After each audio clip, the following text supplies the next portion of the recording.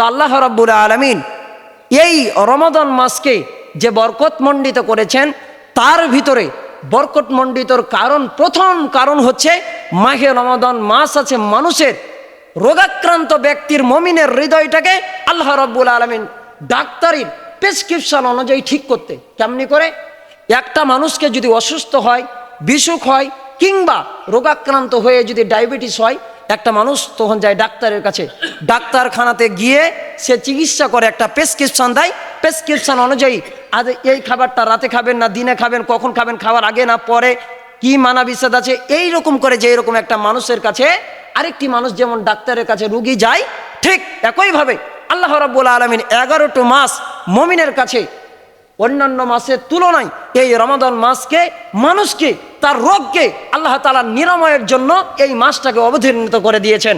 সেই মহিয়ান গরিয়ান রব্বুল আলামিন তিনি রমজান মাসটাকে যে দিলেন, রমজান মাসে কি আমরা ইচ্ছা করলে কি দিনে খেতে পারি? তা কিন্তু খেতে পারি না। ইচ্ছা করলে কি যা ইচ্ছা তাই কথা বলতে পারি? পারি না। মিথ্যা কথা বলতে পারি? পারি না। গীবত গাইতে পারি? পারি না। আমরা অন্য কাজ কি করতে পারি? যারা ঘুষ টুস জুয়া ফেন্সিডেলের আড্ডায় ছিল, পান সিগারেট জর্দা খাই, আমরা কি ওপেনলি সেভাবে খেতে পারি? আমরা খেতে পারি না। কেন পারি না? আল্লাহ রাব্বুল আলামিন বলছে, তুই 11 মাস যাই করিস রে বান্দা, এই একটা মাস অন্তত পক্ষে তুই আমার নিয়ম অনুসারে, আমার যেই দেখানো পথ, যেই দেখানো প্রেসক্রিপশন, এই অনুযায়ী যদি চলতে পারিস রে বান্দা, আমি তোর তামাম জিন্দেগির রোগগুলোকে আমি আল্লাহ তাআলা নিরাময় করে দিব। সুবহানাল্লাহি বিহামদি।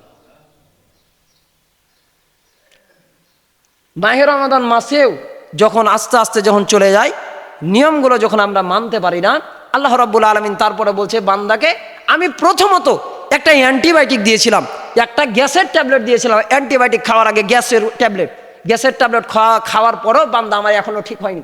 আল্লাহ তাআলা বলছেন তারপরে তোমার জন্য আমি অ্যান্টিবায়োটিক রেখেছি, যেই রোগের যেটা ট্রিটমেন্ট এটা রেখেছি এই শেষ দশকের মধ্যে।